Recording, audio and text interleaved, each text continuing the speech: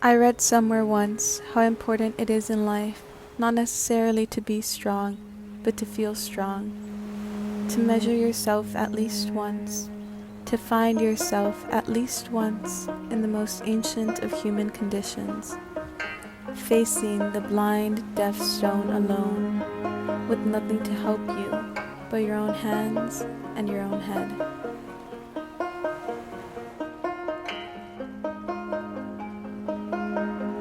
Because if he really cared about you, if he really loved you, he would not put you through this, boo. He would not put you in a position where you're like falling apart, where you're losing yourself. Somebody that cares for you deeply, for you, for who you are, for your feelings, would not ever put you in a position like this.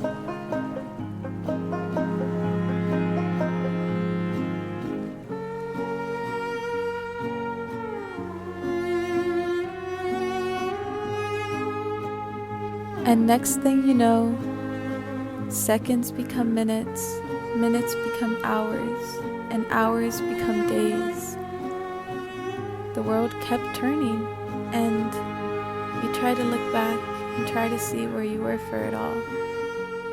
But that doesn't matter, because right now you're here, and the moon is still up above, and you're still touching grass, and the birds are still there, and they're happier than ever to see that you've come out to join them again. This was my first heartbreak, and this is what I did with it.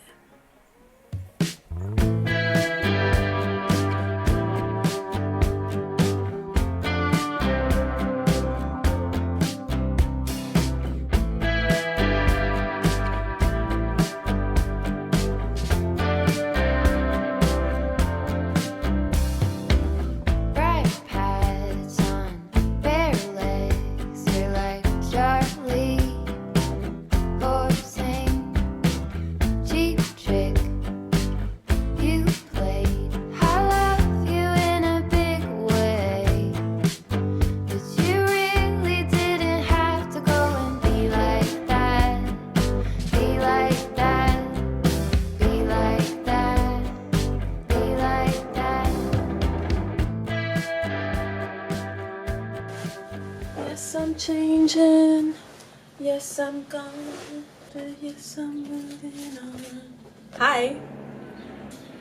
I went through my first heartbreak, and it was painful.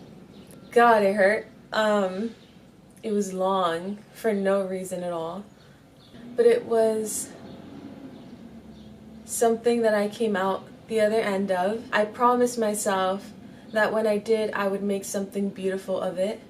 I started my YouTube channel to share my experience living alone at 23. I simultaneously was going through a heartbreak, so I think that's perfect. I wanted to very quickly, because I know that this was very much like a personal journey, an internal one. The external factors come to play. They're not as important as I once thought they were. I wanted to quickly share the 4 things that I learned, and also just the 4 stages of heartbreak that I experienced. Everyone's different, obviously. This has to do more with betrayal and loss and heartbreak. You can apply it to a platonic relationship, I think. I wanted to speak on this and make this video and make it very inclusive to platonic and romantic relationships, but yeah, I can really only speak on what I lived through. Let's begin. Alright, so number 1. You can't prolong your hurt, okay? I know it's hard, but the world did not stop turning when you were betrayed or hurt by the person that you love the most, alright? Prolonging your hurt is something I know very well, and I know it's very understandable. You don't want to let go. You want to see it through. You think they've changed. Whatever it is, however you want to apply it to whatever you're going through. I'm going to use the example of a toxic relationship because it's what I know. You keep running around in circles. There's arguing. There's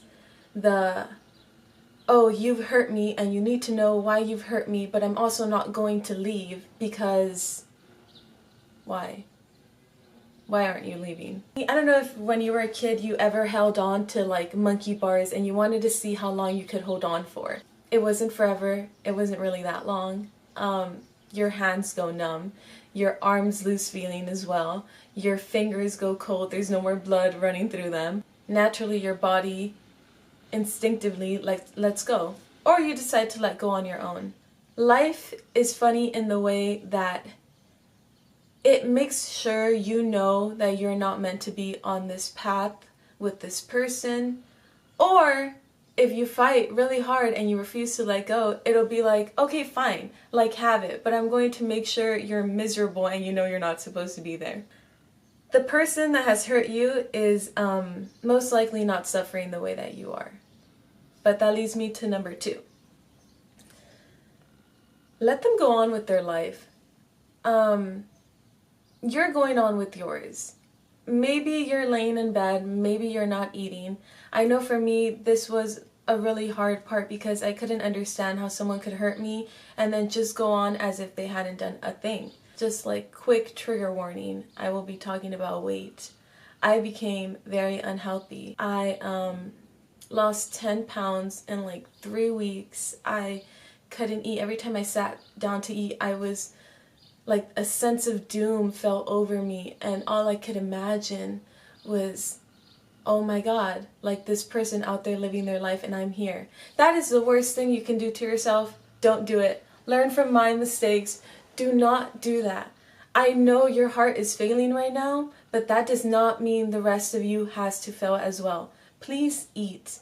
Please go out and get some sun. Please remind the sun of your existence. So you're devastated. Okay, what now? Number 3, you have people telling you, oh, karma exists. Karma will get them. Don't worry. Maybe it will. Maybe it won't. This one was interesting. I had a good amount of friends in common with the person that hurt me, and so I would consistently receive unwanted updates on how horribly or even how good this person was doing. If you're in a similar situation, I'm sure your friends will be very understanding if you told them like in a nice way, I don't want to hear about that person. Please stop letting me know what they're up to. Also because it's none of your business what they're up to. Don't check their social media. Don't do it. I guarantee you the person that has hurt you does not care if you block them on social media. It is not going to hurt their feelings. In the nicest way possible. I don't say this to break your heart. They do not care, okay? And you shouldn't either. If it brings you peace, okay, in knowing that they'll get their karma, they will. Life is about balance. God, the universe, spirit, whatever you believe in, literally whatever you believe in, it has a very forceful way of balancing out the scales. So yeah, that's inevitable.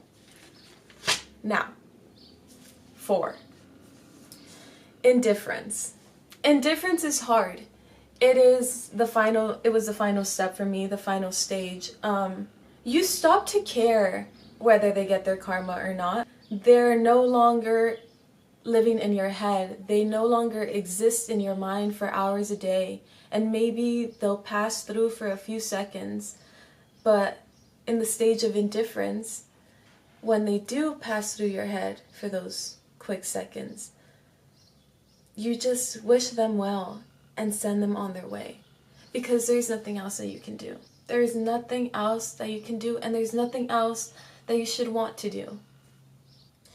Look, you saw me cry in the beginning of this video. It started off strong. I was shattered. Oh my God. I was at rock bottom and I could not see myself ever getting out of it. But I did, and I'm here now, and I'm telling you this because I hope that it'll help even just one person. If it helps anyone, like that would be enough for me. It is okay to no longer love the person that you loved so much. It is not mean. It is not cruel. It is natural. It is what happens. In this stage, you don't even care if the person goes on to live their dream life or their worst nightmare. You held on for so long. You finally let go. Since I'm speaking specifically on betrayal, a lot of people expect this stage to be about forgiveness. I'm not going to sit here and tell you to forgive the person that's hurt you so badly. One day you'll wake up and that'll be something that you can do, but it's on your own time. And honestly, as long as you're not wishing them the worst, there's no harm. I personally feel as if I've fully forgiven the person that has hurt me because, it was a long journey. At this point, if I haven't forgiven, God, I can't carry the weight of resentment. No. Healing is realizing that once a person has left your life, nothing related to them has anything to do with you. So please, don't prolong the pain. Don't get caught up in, woe is me, how could they do this? Why are they just living their life after doing this? Because they can. They can go on with their life, okay? Remember that. Don't get too caught up in karma. Oh, I hope they get what they deserve. Why aren't they getting what they deserve? Just live and let live. It is as simple as that. But I know that whatever stage you're at right now, I know it doesn't seem that simple, but I'm sorry if this is rushed, but I really want to go sit underneath the tree right now. But I just wanted to quickly recommend you this book. It is The Book of Secrets by Deepak Chopra. It has been well loved by me. It's my 5th time reading it, and actually, a few days ago was at work and some girl comes in. Apparently, I recommended this book to her a really long time ago. I don't remember that, but I just think it's so coincidental and so crazy because she said that she loved it so much and it got her through her breakup that she was going through at the time. This has gotten me through everything. My stressful days in college getting that film degree, the horrible first job that I had, I would read this during all my breaks. It's definitely a book you read slowly. You have to. You have to annotate it. You have to make notes. You have to write things down that you like. You have to absorb this book really well. And it got me through my heartbreak. I read it twice in 1 year. As someone who got to the end of the tunnel, you will as well, okay? And I know it sounds strange to say. I know it sounds all woo-woo, whatever. But I just need you to know that at the light of the end of the tunnel, there will be you. That at the end of the day, at the end of the journey, this had nothing to do with the person that hurt you. It was about you. It was about the patterns that you have in your life, the reactions that you have, any trauma that you've held so close to yourself comes up. And it is about working through it. And this had to happen so that you would be able to do just that, okay? There your soul stands with open arms. And it had been waiting for you all along. And it knew that you would get to it eventually. I believe in you. I wish you so much healing. Whoever you are, wherever you are going to be okay. I don't know how many times I can say this. If it is the one thing I drill in your head, if it is the one thing that you take out of this video, you are going to be okay. And this healing journey could be as short or as long as you want it to be. You're going to be just fine. I promise you, I promise you, I promise you. I am so excited for what's to come for you, and you should be too. Thank you. Thank you so much.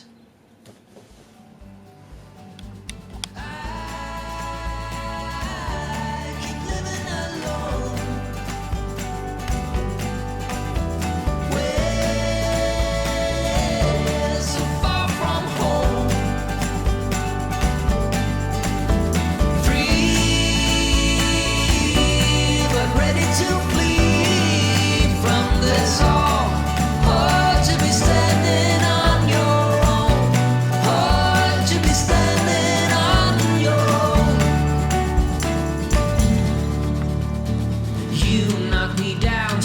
feet off the ground, left me on the floor.